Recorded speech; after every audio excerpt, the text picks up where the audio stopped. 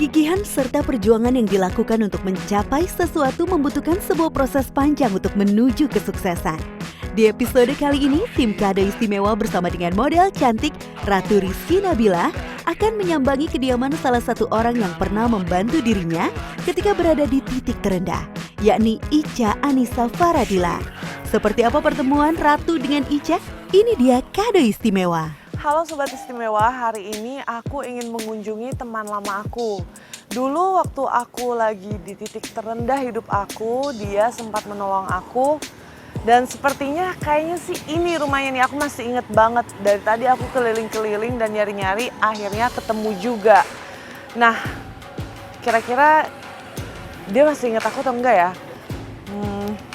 Aku coba masuk dulu.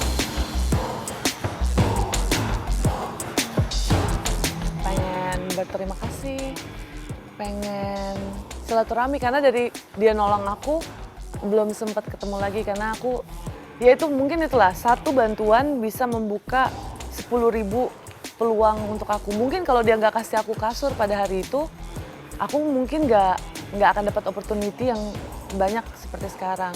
Jadi kalau misalnya aku ada kesempatan untuk memilih siapa yang bakal aku temuin, ya pasti aku bakal milih dia. Karena dia yang percaya pada saat itu. Saya percaya sama orang yang hatinya bersih akan diberikan berkat yang lebih. Saya percaya orang yang hatinya baik akan dipertemukan dengan orang yang baik. Ketika banyak orang yang gak percaya sama saya, ada orang yang percaya sama saya kan? Dan aku yakin pasti dia juga punya cerita di balik itu.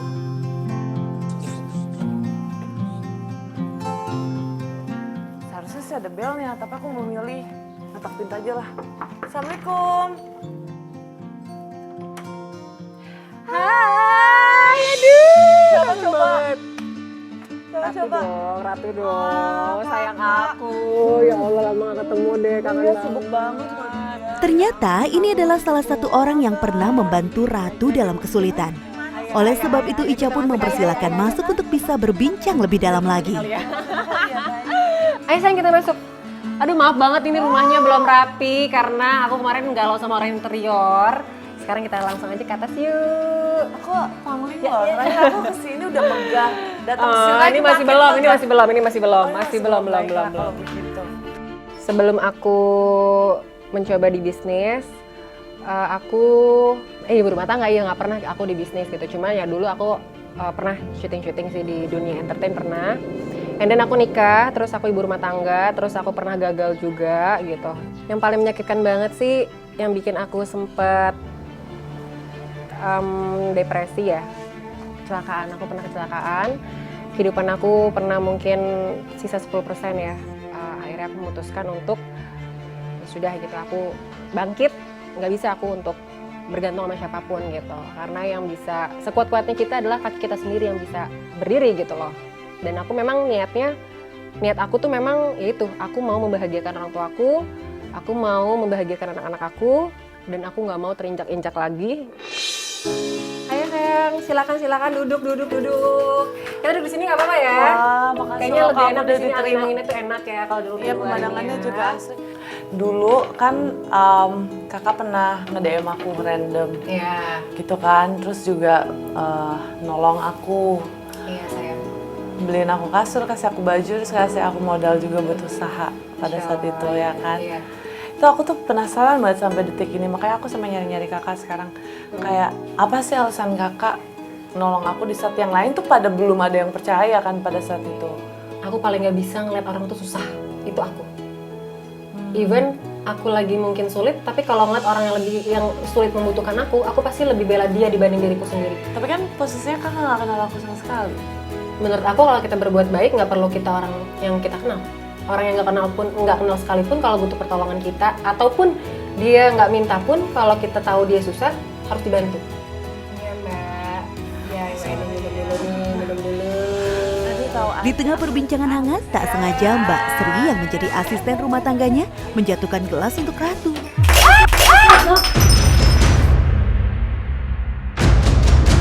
Maaf ya Bu, maafin Mbak ya Bu. Mbak Nggak sengaja. Lantas Ica tiba-tiba menuai emosi karena melihat kelalaian dari asisten rumah tangganya tersebut. Dengan wajah memelas, Mbak Sri pun meminta maaf sembari membereskan pecahan beling yang ada di lantai.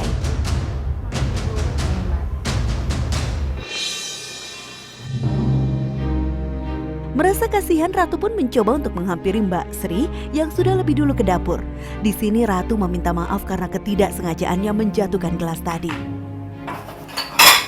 Mbak Sri, Iya kak. maaf ya.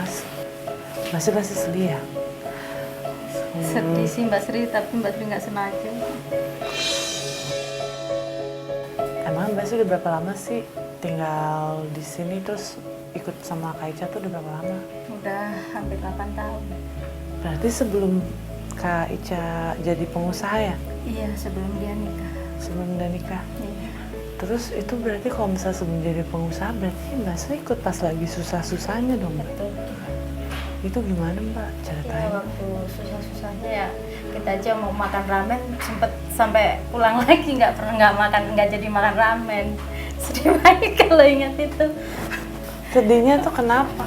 Ya sedih kan, kayak ibu itu maksudnya ya Mbak Sri kita makan ramen katanya gitu dari rumah, nyampe kita ke tempat ramen itu ngecek saldonya habis.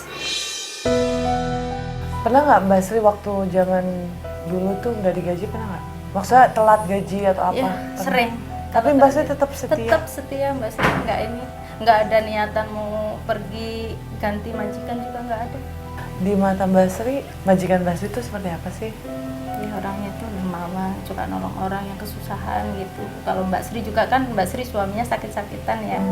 Jadi dia suka nolong Mbak Sri juga. Walaupun dia dulu keadaannya masih susah, dia nyempet-nyempetin buat nolong Mbak Sri, buat kasih uang Mbak Sri. Suami sakit apa kamu? Sakit paru-paru. Mendengar hal tersebut, Ratu pun merasa iba dan memberikan semangat kepada Mbak Sri agar bisa terus bertahan. Oh, Mbak Sri yang kuat ya. Aku ngomong dulu ya Mbak. Ratu pun kembali bertemu dengan Ica yang sedang memeriksa kardus penjualan yang ada di bawah. Kira-kira apa sih yang sedang dilihat? Nah, inilah barang-barang aku, tapi ini yang sedikitnya ya. Ada lagi di atas. Ini segini sedikit. Sedikit sayang, ini udah punya reseller sama agent aku nih. Ini udah punya reseller agent, di atas juga ada. Soalnya Kak, reseller agent itu sekali order tuh bisa 1.000, 2.000, 3.000 gitu. Kak, sebelum aku lihat yang di atas tuh, iya, aku sayang. pengen tahu dong rahasia kakak nih. Dari titik terendah sampai kakak bisa sesukses sekarang itu gimana sih Kak? Sebenarnya nggak ada yang kiat-kiat gimana ya gitu, karena mungkin ya kadang-kadang gini sih, kita bisa seperti sekarang adalah apa? Pupuk-pupuk. Kita mupuk kebaikan, mupuk apapun itu gitu loh, hal-hal tentang kebaikan, sehingga apa yang kita tanam itulah yang kita petik gitu. Sedekah saat kamu kaya itu biasa, tapi sedekah saat kamu sulit itu luar biasa. Ya, yuk kita langsung aja naik ke atas. Kakak Kita duluan, lihat. karena kakak yang punya rumah.